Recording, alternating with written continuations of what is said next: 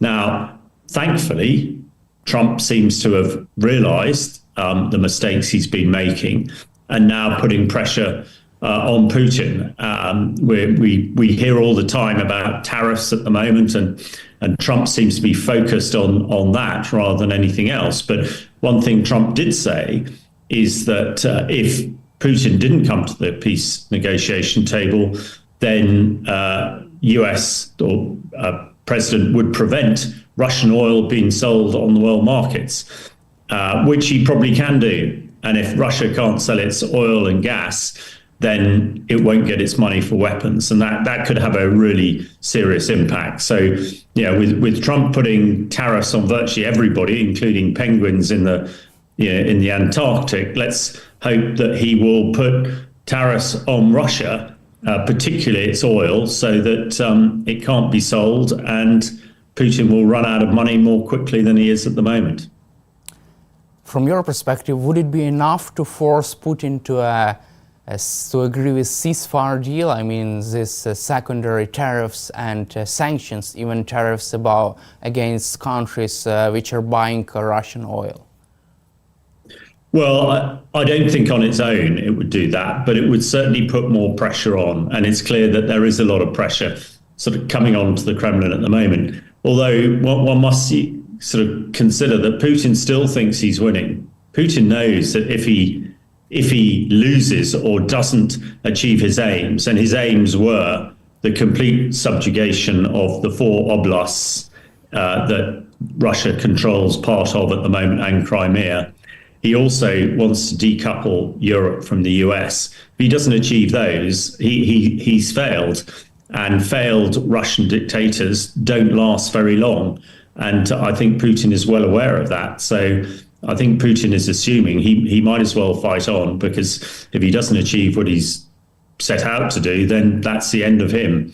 Yeah, not only as the president, but probably the end of his life, because that's what Russians do to their failed leaders. They get rid of them completely. And also, however, Russia has agreed to a partial ceasefire in the air and at sea. Don't you think that this is special Russia's negotiating tactics, just to give Donald Trump something to declare any kind of a victory, but not enough to actually end the war? Do you see this as Russia's negotiating tactic? Yeah, absolutely. I mean, the 2 ceasefires we've seen before, the 30-day ceasefire, the ink wasn't even dry on the agreement before Russia broke it. The partial ceasefire in the Black Sea really only benefited Russia, and they didn't agree to it. And at the moment, there is supposed to be an agreement that Russia and Ukraine will not attack energy infrastructure, but only overnight, last night, Russia attacked Ukraine infrastructure. So whatever comes out of Putin's mouth and his negotiators at the moment really means virtually nothing, because the Kremlin and Putin are just carrying on fighting and have made absolutely no concessions at all. So, yeah, it's Putin talks positive stuff for the media, but does absolutely nothing in the way of stopping the fighting or moving towards a ceasefire. And hopefully now President Trump is clever enough to realize that, and realize that actually it is Putin who is playing Trump and not the other way around. And hopefully Trump and his advisors learn very quickly and get a bit smarter in their dealings with the Russian president. It is also interesting that even during negotiations, Vladimir Putin was making hostile statements toward Ukraine. He said that his army would finish off the Ukrainian army, and also he has called up another 160,000 men. This is Russia's highest number of conscripts since 2011. Don't you think that this all developments and statements, this all is just another humiliation for Donald Trump as he tries to negotiate full ceasefire? Well, absolutely. I mean, all the things you said are not the actions of somebody who's looking for peace. The calling up of 165,000 conscripts is incredible.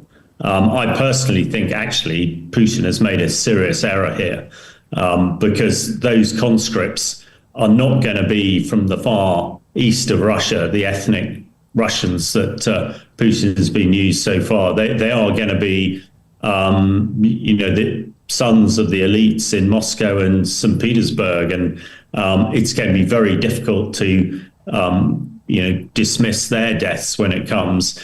The last time at the beginning of the war, when Putin had a big drive to recruit conscripts, thousands of young Russians fled Russia, and we will probably see the same. Also, as you mentioned, attacks continue.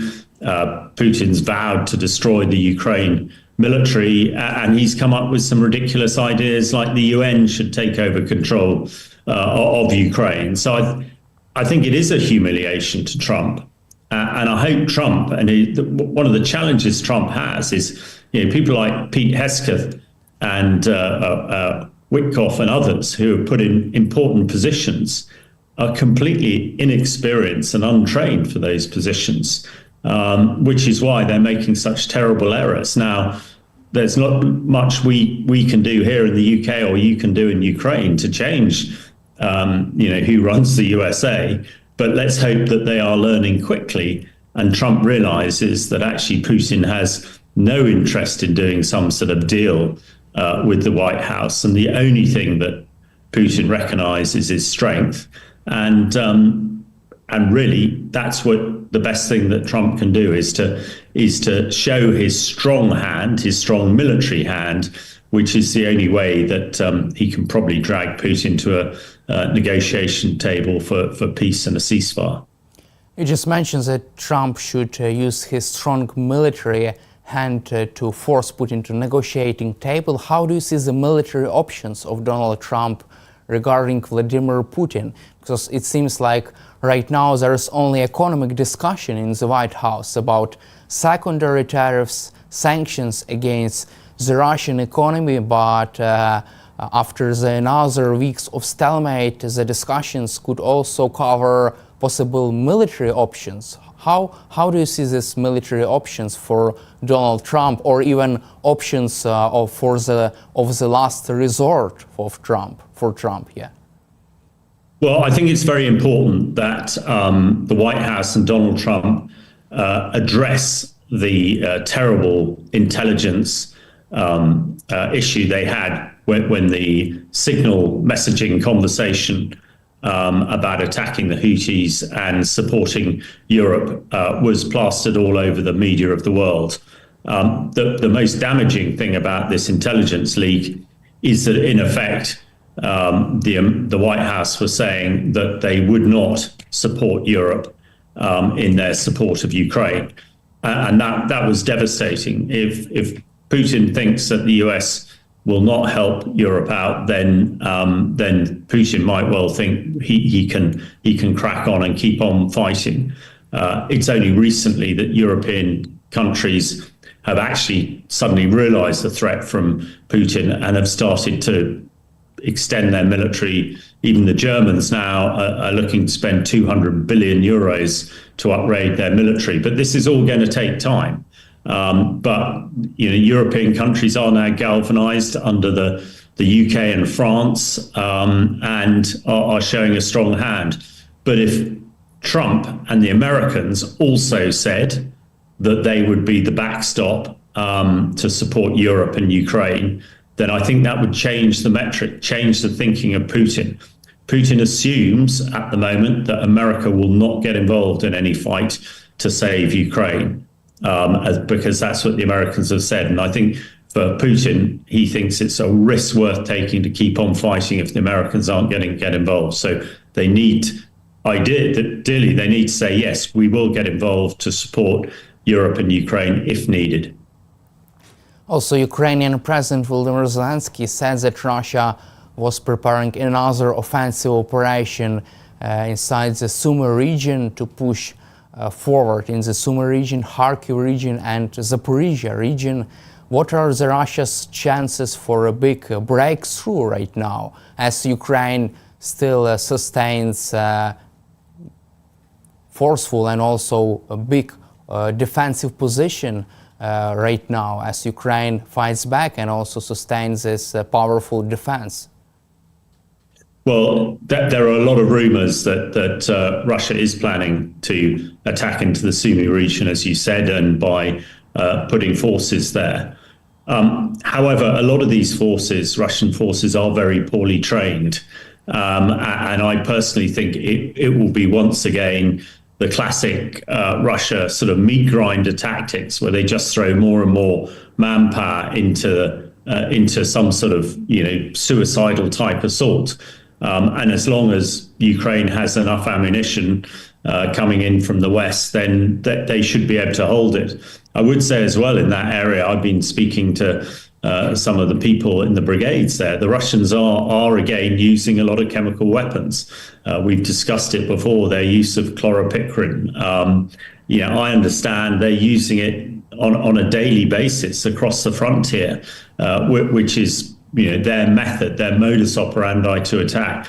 Thankfully, I understand that there are many thousands of British gas masks, respirators, now on the way to their front line. So hopefully that'll enable the Ukraine defenders to fight better with British gas masks. But it is a concern, and the key thing is to make sure that Ukraine has the ammunition to defend against it.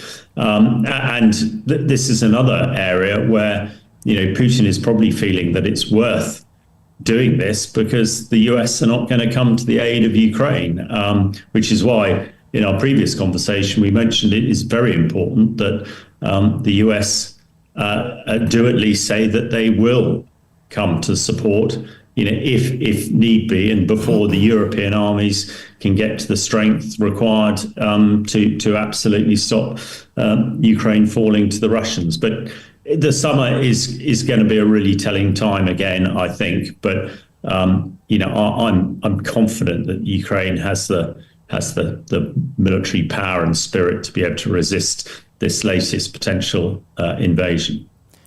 Also, NATO Allied Supreme Commander General Christopher Cavoli recently testified in the Congress. He said that Ukraine has already solved its all problems with the lack of manpower. Ukraine has solved this problem. However, Russia still faces such a type of problem with manpower, with other lack of other weapons. What does this mean for this stage of the war, that Ukraine has successfully solved this problem with manpower? Well, I mean, that's really good. And certainly when I was at the Tank Museum yesterday with General Zelensky opening the Ukraine exhibition, and there were lots of Ukraine soldiers and British soldiers there talking about the training that's going on. That was really impressive, and it appears that the training is going very well. Conversely, what Russia is not doing is training its conscripts, and an untrained conscript is pretty useless. So I think Russia seems to be unconcerned with casualties. Some figures are saying that Russia is approaching 1 million casualties, which is almost unimaginable. But a lot of it is because they're throwing untrained infantry soldiers, untrained tank soldiers into the front line who just don't know how to operate. And, unfortunately, they get it wrong and they get killed, and they get killed in their absolute thousands. Whereas, Ukrainian soldiers are getting good training, and they're now some very experienced soldiers who can pass on that experience to the newer people. So, as defenders, Ukraine is now, from a professional soldiering perspective, in a much better position than it was last year, and that is good news. But of course, what everybody wants is the fighting to stop as soon as possible. Let's cover also our final topic, the coalition of the willing. British Prime Minister Keir Starmer is pushing forward the creation of coalition of the willing. This coalition will hold another summit next week in the NATO headquarters. what is your take on the current stage of military planning, which is going on in Europe right now? I think the military planning is now pretty advanced, and certainly speaking to some of the British military planners, an awful lot of work has gone on, a lot of progress has been made, lots of training is happening, some of it combined training, some of it individual training. So the message coming out, and the message that should be heard in Moscow is Europe is really serious about this. They have plans, they think that they have the right force structures and the right force to create what they're calling a peace enforcement force. This is one that has sufficient firepower to be able to deter and push Russians back if they do transgress. There's a lot of work going on providing a sort of air defense cover from European NATO air forces of around 140 fighter jets, and I gather that is well advanced. So, I think Europe countries led by Britain and France are taking this very, very seriously. They're committing a lot of resources, and they are planning to have to use this force if necessary. This is not some sort of hollow threat. This is not just politicians speaking, for effect. And hopefully the Kremlin realize this and take it seriously, because I don't think European NATO countries are going to slow down at all. They are accelerating their efforts, and if there is some sort of ceasefire soon, it would appear that European NATO countries, the coalition of the willing, is ready, willing, and able to put a significant force into Ukraine to make sure that a peace is held. Thank you, Colonel Hamish, for your time and for your support for Ukraine, and glory to Ukraine. Thank you very much for having me. Glory to Ukraine.